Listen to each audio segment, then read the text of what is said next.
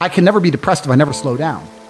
Speed is extremely important. Speed defies gravity. How does a plane fly through the air and defy gravity? Speed. It's moving too fast to fall.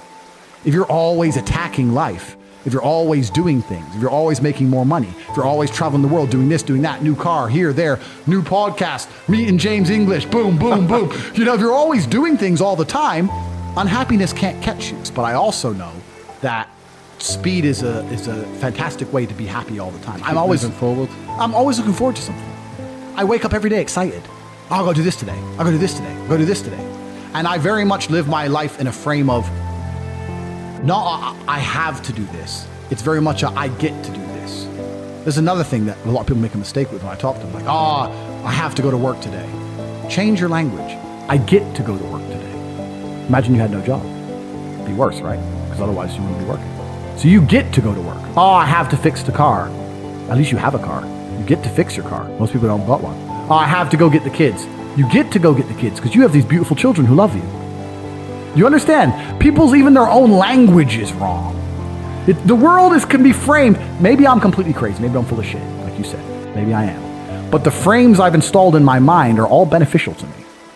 So if that makes me crazy and full of shit, good. Because I can't become depressed. So you can sit there and tell me I'm full of shit while you're depressed, and I'm happy. And I would never want to adopt the thinking of a depressed person. People will shield laziness with anything. No one wants to admit they're lazy. So they'll shield it with disbelief. That's a scam. Or, I don't work hard, I work smart. Bollocks. More cover. For just anything it takes to say, I don't want to work. Do you believe in that? Work smart or not harder? I believe in both. Yeah. But there's a time when it comes to work smart. And most people are trying to do the smart work before they do the hard work. It's kind of like talent, right? You don't notice if you're talented at something until all the hard work's done. Yep. I could be the most talented tennis player in the world, but I don't play tennis. So if I go down the tennis court, Joe Schmo is going to smoke me. I don't get to see my talent until I've worked so hard that I'm in the top 1%, and now I'm beating them because I have some God-given gift. Yeah. You understand? Yeah. You have to do the hard work first. If there's no hard work, there's no smart work. So someone's going to sit there and go, I work smart, I don't work hard, so I only have to work an hour a day. If working smart gets you a lot done in an hour a day, then you should work smart for 12 hours a day and get 12 times the work done. I am absolutely and utterly a believer in hard work. I'm a proponent of hard work. I have all this money and all I do is work. My entire life is work. This podcast is work. I'm getting in the car, I'm going to another meeting, work. I want to go to the gym so I'm in good shape, work. It's all work. My entire life is work. And people don't want to look at life that way. They want to talk about work-life balance and being lazy and all this crap. I don't believe in any of that. I believe in, if you want to win, you have to outcompete the man who's prepared to do nothing but work. It's player versus player. If you're going to sit there and go, I don't want to work more than an hour a day, well, the guy who does want to work more than an hour a day is going to beat you. And no matter how smart you are, there's always a smart dude who's doing the same smart work you are for more hours than you're doing it. That's just the nature of the game. The way that humans work and the way that we've evolved as a species is that we don't really learn lessons unless they're learned the hard way. Yeah. I believe that unless a lesson is taught the hard way, you're not going to learn it. You can have so many near misses and people won't learn their lesson. Bro, you must know a guy who goes out there, nearly crashes his car, doesn't slow his ass down until he wrecks it. Yeah. Like, that's just how people are, right? So you need that pain for the lesson to sting enough to really genuinely go inside of your mind. And it's the same with everything. It's the same with driving a car or business. Truthfully, if you want to learn a lesson about business, you're going to have to suffer at some point, right? So we always say that most people are not successful with their first companies, X, Y, Z, blah, blah, blah. I get that.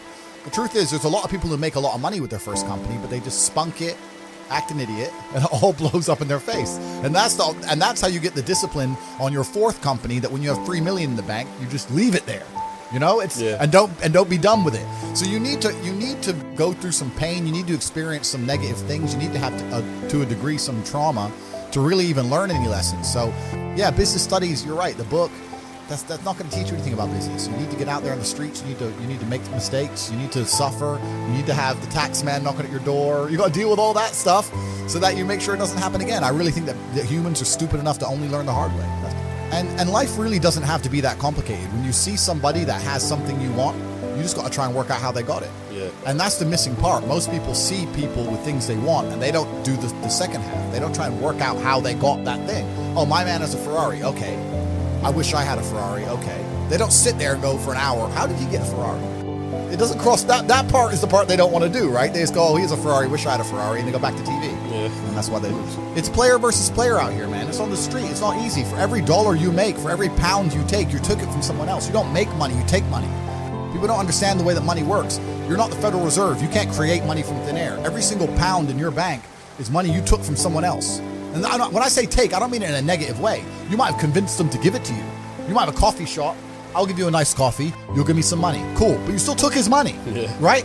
So if you're out here trying to take stuff from other people, don't you want to have a team? You want to do it by yourself? You want to be Rambo?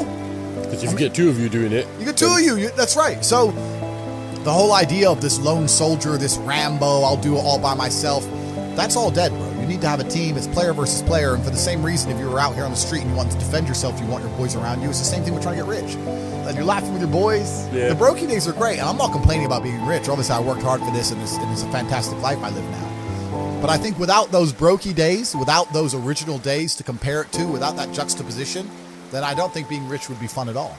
I think it's only fun because you can compare it to the days when you weren't rich. That's the only thing that makes it fun. The only thing that makes my $10,000 steak fun is that you can laugh saying how you never had 10 grand in your bank till you were 27 years old. Yeah. Like otherwise it's boring. Otherwise okay, steak. And I think if you're born with too much money, that you'll never truly be happy. I think you need the brokey days. They're the best days. They're the best days.